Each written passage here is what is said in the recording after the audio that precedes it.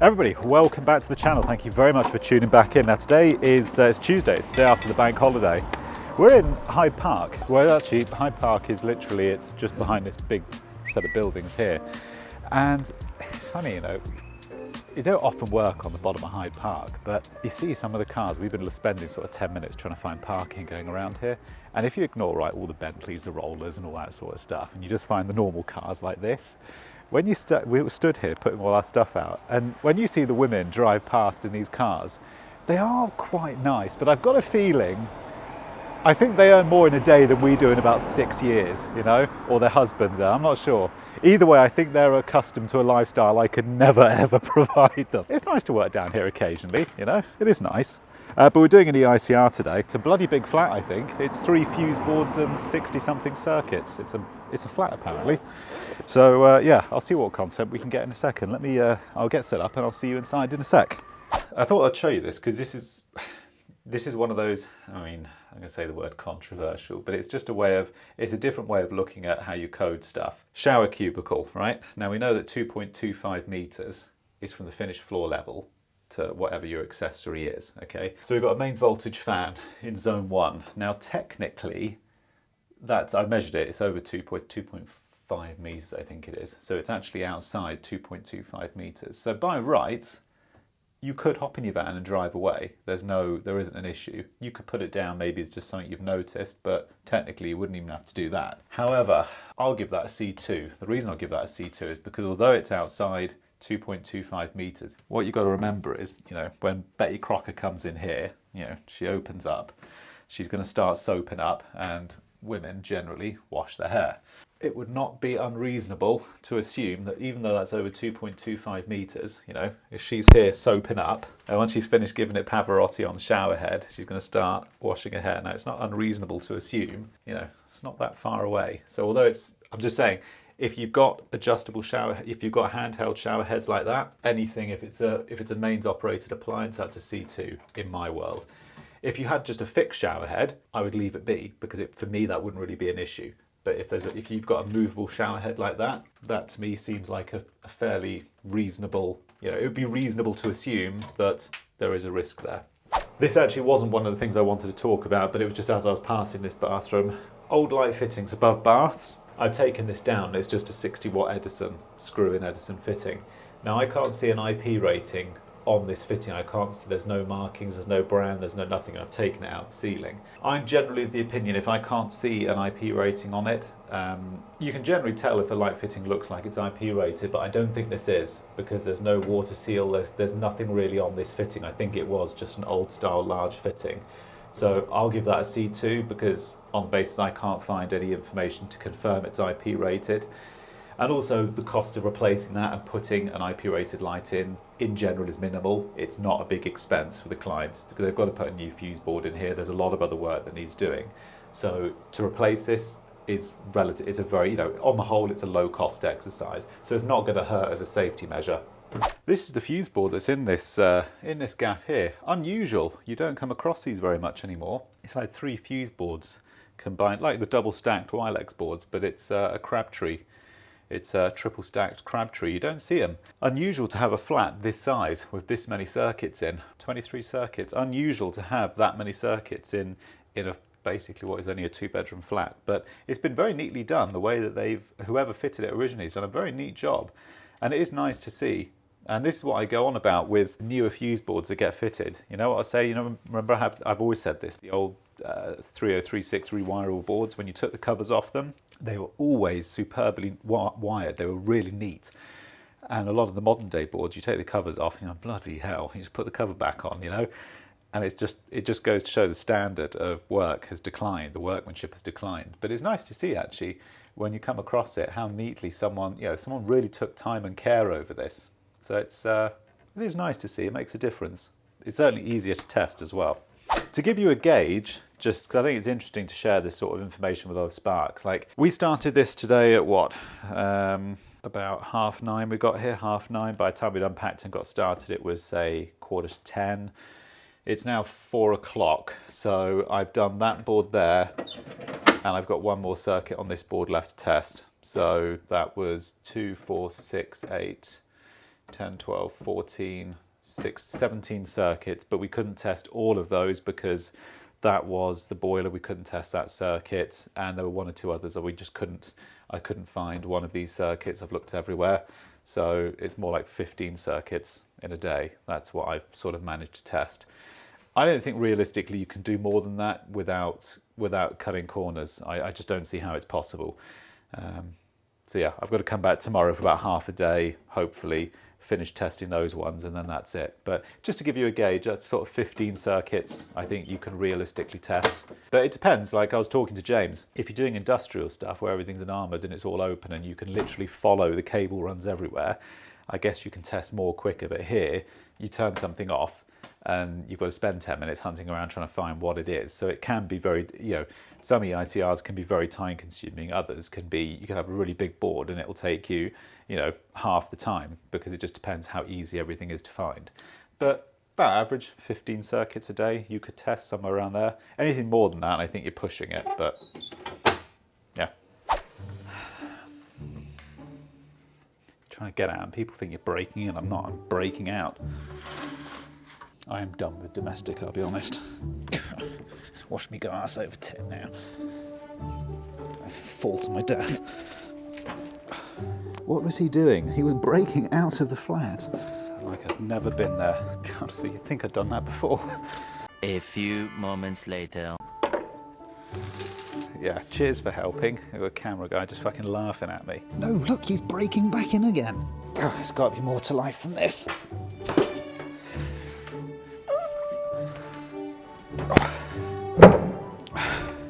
Done. We're just loading up the van, right, from that EICR. I've almost finished. I've got to come back tomorrow to do a bit more. One of these open reach vans here, right? These are the Vivaro E. They're like the equivalent of the Renault Traffic, but they haven't released a Traffic in the electric version. But the Vivaro is the same sort of van. This is the electric version. I just asked Matey Boy because I just saw him loading up. I just said, what does he think of it? He said it's trash. Absolutely, he doesn't like it at all. He said it's he said the range on it is a killer. He said it should do about 200 miles to a charge. He said, but because they put the roof rack and all the weight on it, of course they need to carry so much stuff like us. And he said that the range on it, he said they have to charge it up every sort of 70, 80 miles. He said it's really bad. I was hoping at least sort of 150 miles, but no, he said 70, 80 miles, that's it, they have to recharge it. I mean, this Kangoo, this does, I can get 75, 80 miles to a charge out of this, I really would have expected more out of one of those. I'm properly surprised because I was actually considering one of these, but with that sort of mileage, it's just not worth it. Day 2. Right, next day. This van, batteries died again. This is the other van, the van which was in the content I think last week or the week before, which had a new battery. That was my Renault Traffic. This is the company Renault Traffic. This one had a new battery about 6 months ago, literally 7 months ago-ish, somewhere around there. And they put a brand new one on. And I moved this. Joe's got 2 weeks off work at the moment. He's just taken 2 weeks off, and he dropped the van back. And I moved it from outside, and I reversed it in here. And when I started it, you could just tell it just had enough juice to start. It just had enough power to crank the engine to get it to start. And I was like, you could just tell the battery's on the way out. I'm like, for God's sake. And I've looked at it. It's only a little 60 amp hour battery. I was saying I thought it was a stop-start, which I don't think it is stop-start on these, because on my van, I never use stop-start. As soon as I get in, I hit the little red button to turn it off. I don't like stop-start. This van, I believe, uses it quite a lot. But even though my van I don't use stop-start, the battery still died after 2.5 years. So I don't think it's a stop-start issue. I think it is just the batteries are made so small now to save weight. The lighter the battery, the less weight the van has to carry, the less weight, the lower emissions. So I get it, it makes sense. They want to save as much weight everywhere on the vehicle. And even like when I was sat here, literally doing this, looking at the battery, and I started doing this, and you hear how tinny, even the bodywork and everything. I remember the old Renault Traffic, the old one I had, the WG09, that one. When you slam the bonnet, it was a thud, it was a proper, this one is, it's so tinny, but of course weight, isn't it? They've got to save weight everywhere. The more, the more weight they can save, the less the engine has to struggle, the less emissions it creates, which is what they want. And I guess if you can save maybe 5 kilos on a battery by putting the smaller battery in, but it doesn't work. It's just, And the problem is, I would go to Halfords and just put I'd just go and fit a big 120 amp hour battery, because you can easily fit it. There's loads of room. But you can't without, you need a tablet, you need some sort of laptop to connect to the van, which I haven't got. So I don't know, that one's died. So yeah, it's on a battery tender at the moment, but I think that battery is shot. It's just gonna have to be replaced. So anyway, we are back. We're gonna go back to that EICR now, which you saw yesterday, just to go and finish that off. And yeah, we'll do that and I'll see you over there. Right, we've actually just been into the job and just finished it and come out, because there wasn't actually a lot left to do, a couple of hours, and we're done. I don't think I've shown you a job sheet of how we do it, because I always struggled with this thing of how I can never wrap my head around how, when you've got multiple engineers, how does the team in the office know what people have done out on site? And the only way we've managed to do it is through job sheets. So I'll show you one of these job sheets. This isn't there's no fine art to this. In fact, I don't even have to show you, because I can just bring it up on the screen now. In fact, I'll put a thing on the screen and you can see while I'm scrolling around here. So this is what we've done, and this is sort of a work in progress. So yeah, this is how we do it. I blurred out a few bits just for privacy, but we have a little risk assessment which we do before we get to the job, just to cover our asses and stuff, because all the audits and stuff, they love to see all of that. And then just details of the work that we completed. So this was an EICR, so it was 3 boards, 24 circuits. And I put that down, I put that in there deliberately so that when I now put this on our work group chat, Sarah back in the office or Vanita, they can open this up. They can see, okay, he did an EICR, 3 fuseboards, 24 circuits. They can come up with the price. They don't need me to have to do the pricing. They can do this on their own. So I try to put as much information there as I can. And I just put there, requires a new distribution board, downlights, and then they can compile a quote, an estimate for the customer, and just say, look, while you're there, we need to put in a new fuse board, and they can give the price for that as well. So I haven't really got to get involved in that side of it. And then any parking charges. So here we spend 40 quid in parking. And if we've got to go back for a return visit. And the reason we put that, if we've got to go back for a return visit, because sometimes we had it in the past where if we don't put there that, yes, we've got to do a return visit, it gets forgotten about, and then all the other jobs come on top, and then the customer ends up ringing you like a week later saying, what's going on, are you coming back? So we put that there, and we'll put down, if we have got to go back, how long we think it's going to take, what materials we need, and it just tries to make it, as fluid as possible. And the last box at the bottom is just for parts we've used. Now, I didn't use any parts here today, but if we did a job where I was doing like reactive work or something, I needed to use stuff out the van, I'll put there, the part number, what I've used, and that way Sarah can then take it off, the materials that we've got in the warehouse and stuff. And it's just trying to do all of the work for us, so we don't have this thing where we're running around like headless chickens trying to find materials and stuff. We've got an idea of what we have and haven't got, and that's basically it. So yeah, thought I'd show you that.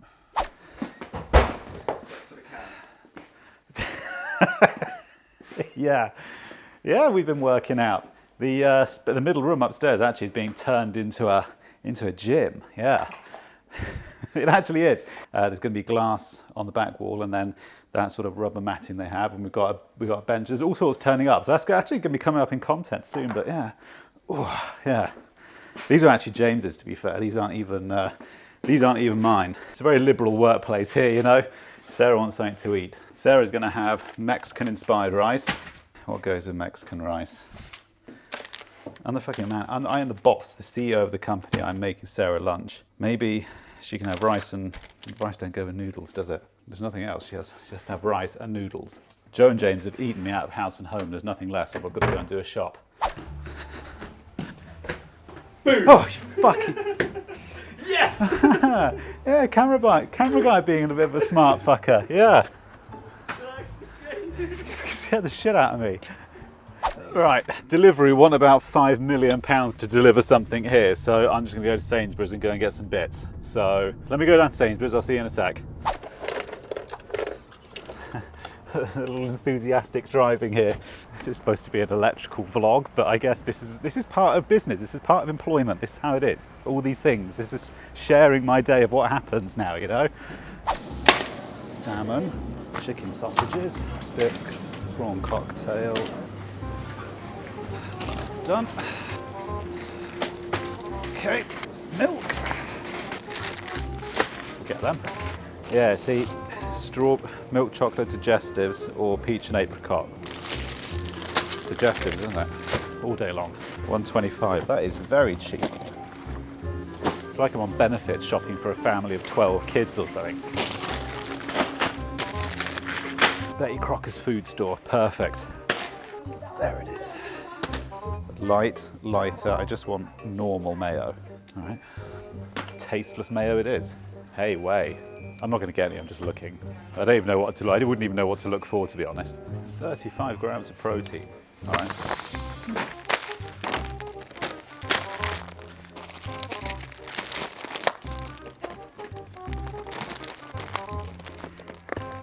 If I don't buy it, everybody moans at me. There we go. Mellow birds, we like a bit of mellow birds. Now, tea. Got to keep Joe happy because if he doesn't have tea, he becomes very angry and irritable. Well, that's saying souchong. It's a nice tea. Lady Grey, why not? I tried buying all the healthy stuff, the healthy options, but no one ate them and they all went off. And the only thing that people eat is the chocolate hoops. So it's not that I'm not trying to be healthy, it's just that's all anybody eats in the unit. Apple and Alfonso. Do you know that apparently in France, Alfonso is like, if someone is called Alfonso, apparently that's a really, like, people point and laugh at them. I don't know what the reasoning is behind it, but apparently that's true. If you didn't know this is a good bit of trivia. When you're buying juice, if it says breakfast juice, then it's, did I tell you this? Yeah, if it says breakfast juice, then it's just juice. If it says juice drink, that basically means it's got extra added shit in it. So if you want the real stuff, you have to get juice only.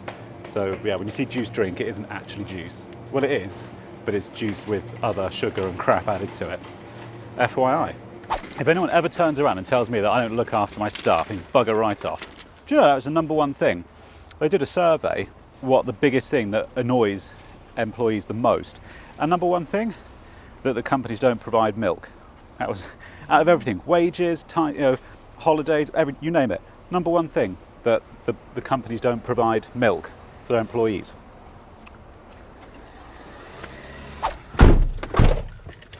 I appreciate this is not electrical directly, all right, I get that. However, this is now my day, and what in my day is what goes out on the channel. It is different because it's learning a new way of operating, because that's literally what you're doing. You know, 5 months ago I didn't do any of this, you know, I was just on my own in a van, just, you know, working alone. That was literally what my life was. You know, when people moan, oh, there's not enough electrical content, I don't really give a fuck. It's, you know, saying it in the nicest possible way, but it's true, because this is what my life is now, and this is what, when you grow a company, it's all these sort of bits that no one ever sees, but it's what I want to show, you know. Somebody actually, what was it? Somebody put a comment in, what was that comment? That was it, somebody was saying, you know, you piss and moan about the price of people haggling EICRs and these service your own vans. I'm trying to keep everything in-house, that's the point, it's keeping everything.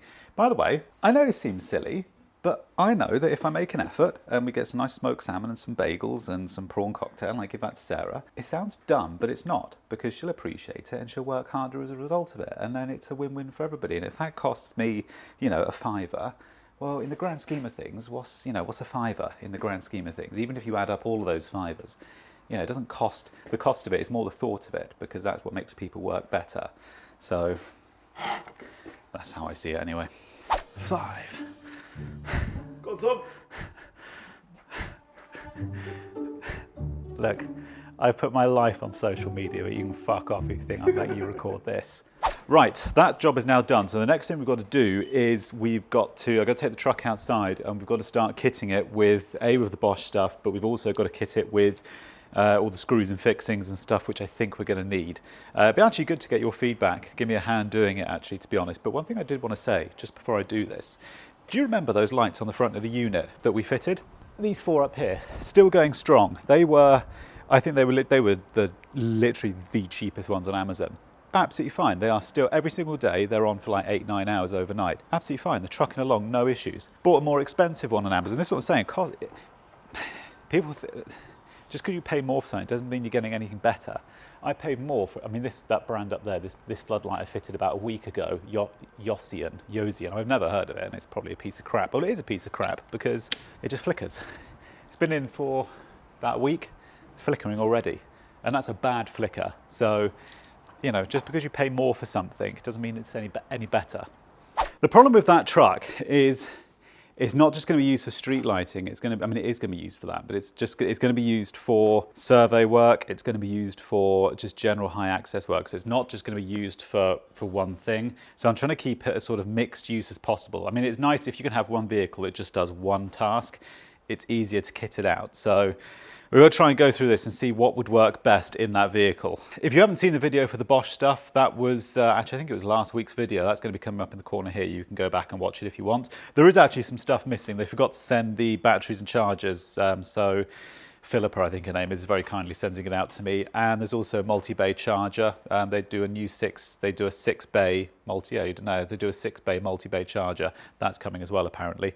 Oh, they sent some more stuff actually. Where is it? Yeah, they sent a pair of those laser levels, the laser lines, which I asked for. So I haven't actually tried those yet, but they'll be, I think one of those will definitely be going on the truck. Yeah, some people were saying about sponsors, how many have I got? I try not to get involved with sponsorship too much. The only people who I tend to work with are Bosch, the reason I work with them is they are so chilled out. They don't really care what I say. They're just like, here's the stuff, just give us your opinion on it, and they don't care, good, bad, indifferent. I've had it before with companies, and I can't get naming names because I'll just end up with a lawsuit against me, but I've had companies in the past where I've done stuff for, and as soon as you sign an agreement, as soon as you sign something, it's so difficult to explain, but there's an expectation for you to have to say good things.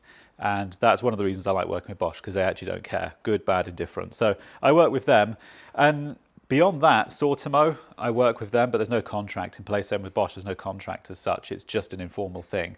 So Sortimo I work with, and that's basically it. There's just those two.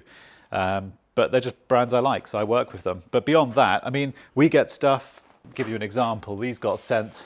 These just turned up in the post the other day. I've never heard of them. Because just to give you an example, these guys, I actually don't know because Sarah deals with it, they were like, can we just send you our stuff and you can just review it and stuff? And I said, we send back the same blanket response every single time. Feel free to send it to us, but there's absolutely no guarantee it will go out in content, and there's no guarantee we'll like it. There's no guarantees at all. So you can send it, but we're not guaranteeing anything, whether we show it, whether we don't show it. And generally, that's the way we always play it. But like, they turned up, I haven't really even opened them yet. I'm just giving you a gauge. Like, this is like a lot of the stuff that happens behind the scenes, stuff that gets sent to us, and some of it never ever reaches air. I mean, I'm not going to do a proper full-on review of this, but K-Wheats, I don't know. I've never heard of them. It actually feels quite nice. I mean, I've not used it. I don't know what it's like. I don't know. Maybe if I'm working, it will go out in a bit of content, maybe. It actually does look quite solid, to be fair, but yeah, they sent me like 3 different ones, so. But anyway, yes, we have to kit the truck out. So I was thinking thermal imaging camera, that's the most important because that will be being used on that, because that truck's going to be used for sort of survey work. So that will go, we'll put that to one side. I was then thinking 18-volt grinder. I think there's going to be heavy stuff. We're going to be, especially if we've got to cut bolts off the tops of street columns and stuff. I can see we're probably going to end up needing a grinder on the truck. Cordless SDS. More than likely we're going to need a cordless SDS. The little 12-volt grinder, there's probably no reason. I'm really looking forward to using that. The little 12-volt grinder. I'm properly looking forward to using that. I've not used it once yet, but I'm really looking forward to that. I can't, because I've got no batteries with it. But I don't think I'd probably thought I'm going to use the heavier grinder for the truck. 12-volt combi set, laser line, definitely need that on the truck. Oh, in fact, there I unpacked it. The big fat torch, yeah. That will definitely I can see that being used for street work, especially in the evenings, definitely. Inspection cam, survey work, definitely going to need that, 100%. The next thing was a proving unit, voltage probes, and some electrically insulated gloves. They were a requirement for highways work, apparently.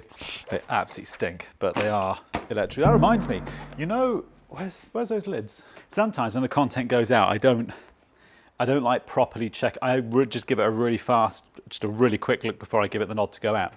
And I hadn't actually ever seen myself wearing one of these hats. Now, there's a story behind these hats. These, what's the brand of them? Delta Plus, these lids. It sits about 4 inches off the top of your head. And for anybody wondering why, it's because they've got to have a drop-down shield. That was a requirement when I was doing the highways electrical course. That's why you had to have those. the insulated gloves, and you had to have a lid with a pull-down shield. You can't have like a clip-on shield. It had to be integrated into the lid, apparently. I've seen highways guys wear these, but obviously theirs have got a lot more crap on them, and you know, they don't keep them neatly in a bag like I do. I'm trying to see if there's a way that you can adjust this, but there isn't. There's no. I think you've got to have that head. You've got to have that gap, so that if you do hit your head, there's a bit of, you know, there's a bit of bounce there. But yeah, when I saw it on cam, I was like, is that hat really that high off my head? But it is. Yeah, baby. Yeah, you had to have this. This was a requirement. I was in the city the other day and I saw there were 2 road boys with a mube and they had exactly these lids on. And you just, yeah, I guess once they've got a bit of shit and crap on them, you don't really look, when it's shiny and new, it looks a bit weird. So yeah, I had to have 2 of those. And this whole lone working in the mube thing, I haven't quite understood that. You're supposed to work in pairs, but there's many times I've seen guys going out on their own. I don't really know how the legalities of it, how they get around it. Drone for survey work. I have got a commercial operator's license, don't panic. Not sure if you saw this. This is ideal. This is actually a company that I was talking to. I already had this, and he was doing some street work. It was actually a BT guy, and he used exactly one of these, and these pop-out seats. He literally, when they're working on cabinets and stuff, they'll sit on those. But apparently, from my understanding, generally companies like, you know, Bailey's, Conway's, Skanska, you know, civil engineering, utility companies, the guys aren't allowed to use their own equipment, like this sort of thing. They're not allowed to. And BT, from my understanding, are exactly the same. And I was asking the fella, because I said to him, is it okay? And he said, well, you're not supposed to use your own equipment. He said, but again, what happens, you know, the document that you sign when you start and then what actually happens in real life are 2 different things. And I think quite a few people use these, but they're very good. I think tool-wise, that's all I need for a minute. Right, we're going to wrap this video up here for the second. Now, the truck tour, which we spoke about a couple of weeks ago when we did the Renault Traffic, the tour of the Renault Traffics. The truck tour is going to be coming on Monday. That's going to be the next video out. So yeah, make sure you stay tuned because you'll see how we put all this into the back of the Mute and how we're going to rack it all out and all that sort of stuff. So that's coming on Monday's video.